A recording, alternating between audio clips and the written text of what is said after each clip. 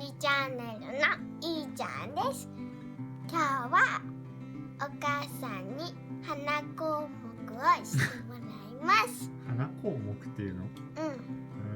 そう。じゃあお願いします。鼻項目屋さん。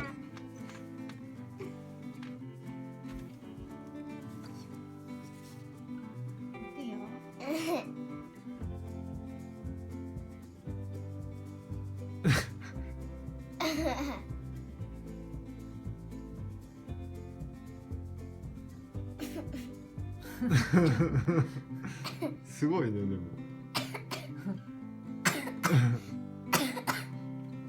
来たね。ちょっと待って。ほんとくしゃみ出んやん。ママの勝ち。出たやん、いいちゃん。出ちゃった。出へんって言ったよ。ピッて出したら出た。じゃあ今度パパやってもらおうかな。いいちゃんとって。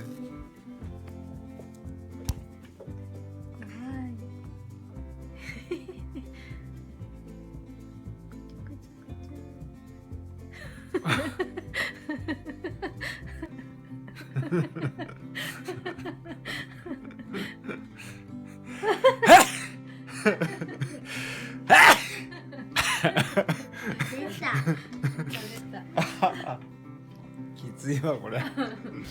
ああきつい。きついよ。